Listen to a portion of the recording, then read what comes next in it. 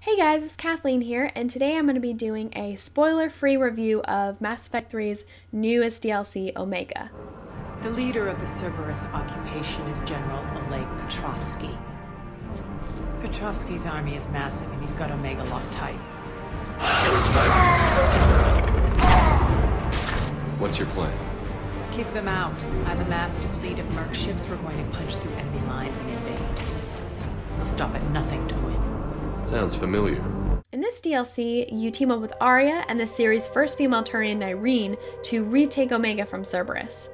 Now, my overall impression of this DLC is that the combat was very enjoyable, but the story wasn't quite as developed as I would have hoped.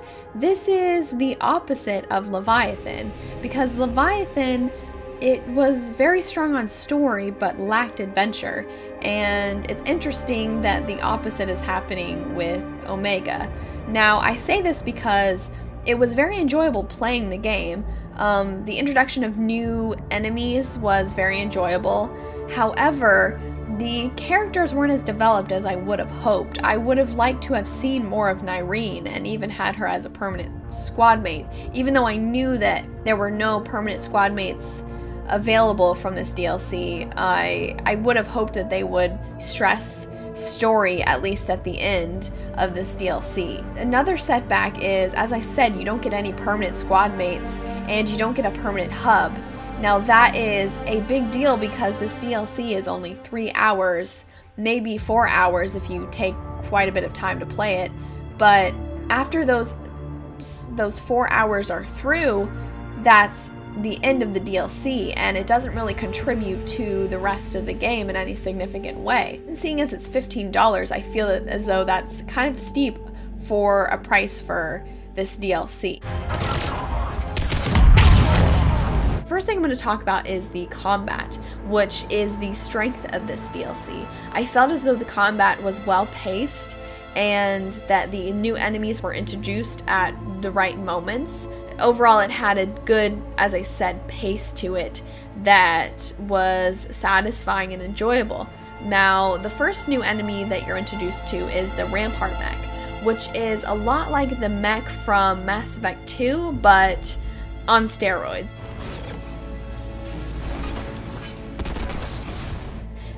It moves a lot faster. It's a very aggressive enemy that inflicts a lot of damage with its gun as well as its melee attacks. It also has a shield. You also get a new enemy, a new Reaper enemy called the Agendants, which is kind of like a cannibal and a brute made a baby.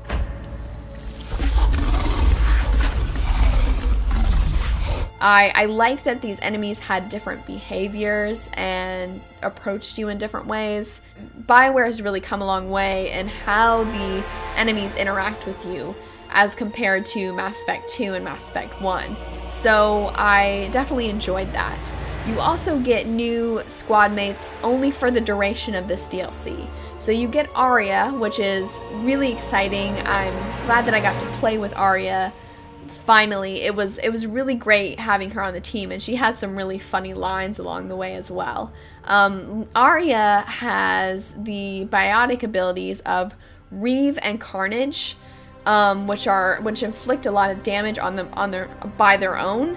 But she also had the biotic ability, a new biotic ability called Flare, which inflicts a ton of damage. It is a biotic blast that can knock down several enemies at once, and if you place it in the right spot and in the right moment, it can knock out a lot of enemies.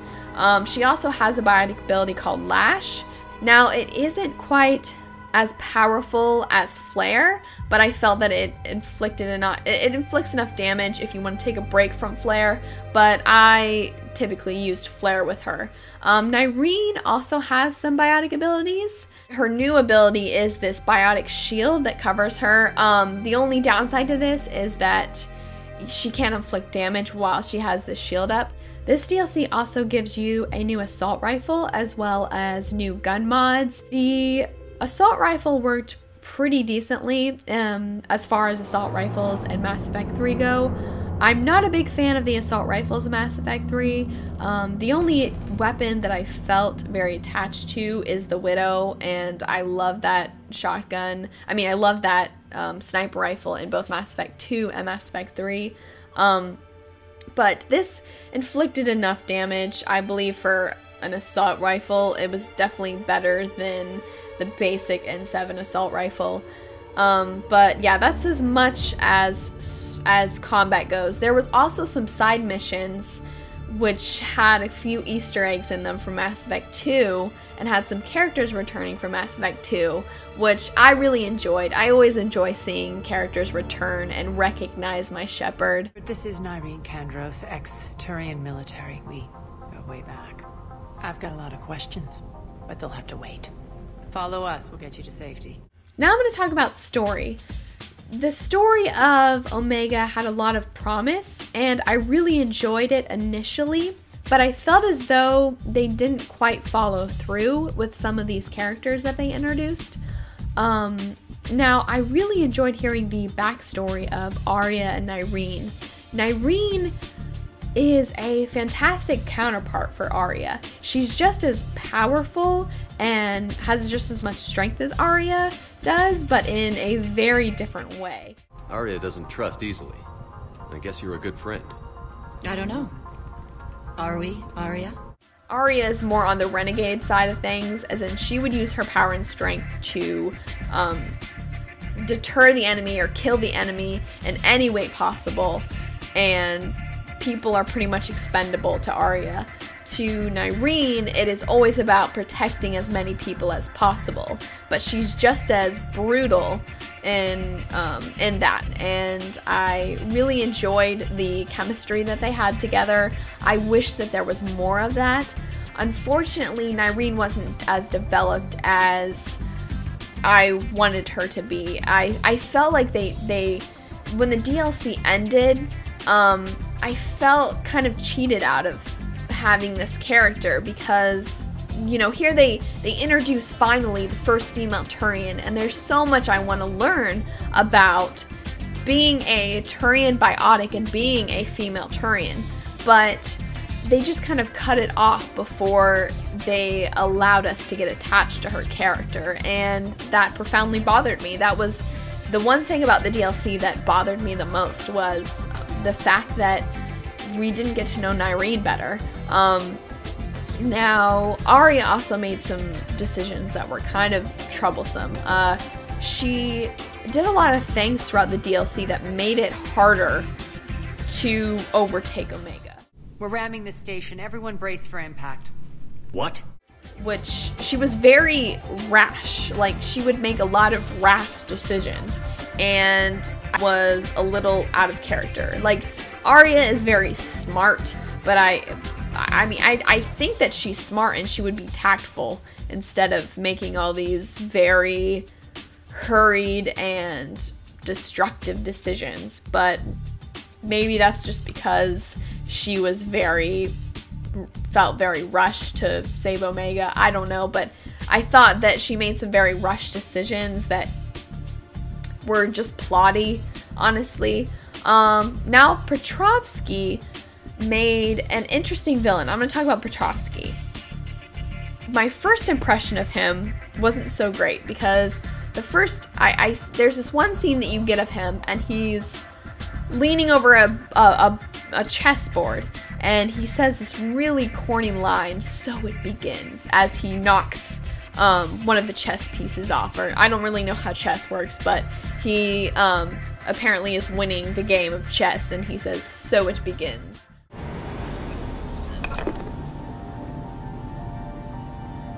So it begins.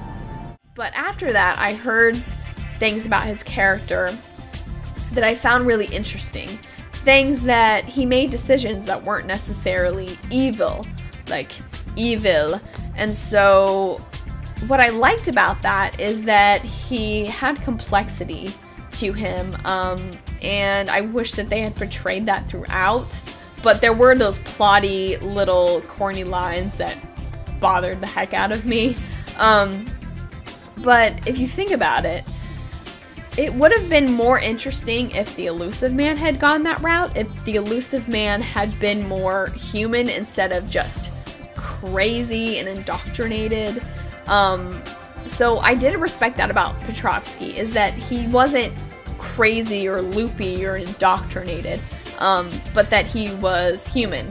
And I wish that they had did that with the Elusive Man, so I appreciated that about him. Now, you also make choices throughout that reflect in the endings. And by that, what I mean is when you use Paragon dialogue options, and when you use Renegade dialogue options, it'll affect the outcome of the ending. There are some people in the forums that have been complaining that they don't feel like their decisions made that much of a difference.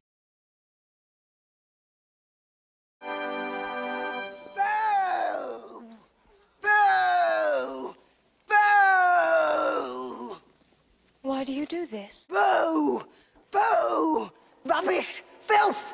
Slime! Muck! Boo! Boo! Boo!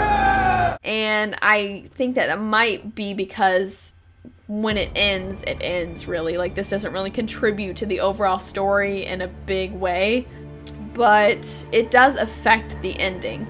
I would have preferred to have played this game with the Renegade dialogue options, because when you play as a Renegade, you side with Arya more often. In Paragon, it almost kind of forces you to not side with Arya, which I didn't quite enjoy. I also need to talk about the glitches, which broke the game at certain points. There was a moment during when Arya was giving a speech, she started to float across the room, which ruined the moment and made it really comedic. You are the lawless of the galaxy.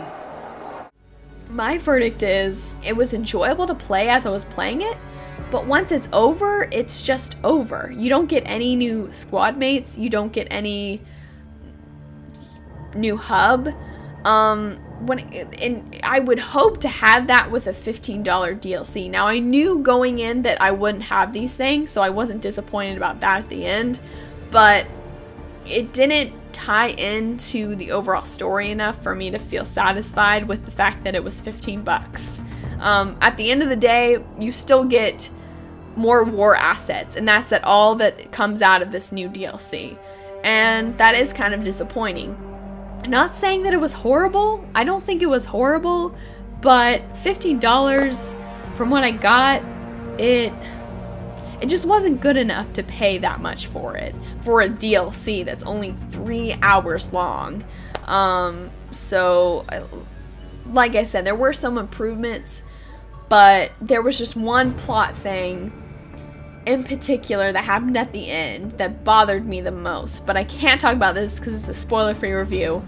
But I would say, if you really want to buy it, go ahead and buy it, but I would recommend waiting till it goes on sale on Steam or something. But yeah, that's my overall verdict. If you thought anything differently about it, just let me know in the comment section. I love to hear different opinions, and I know that I have my own perspective, so that is just my opinion of it. And I hope you guys have an awesome week. I may have to... It may be a while till I do my next video because I have so many assignments coming up, so I'm just going to warn you about that.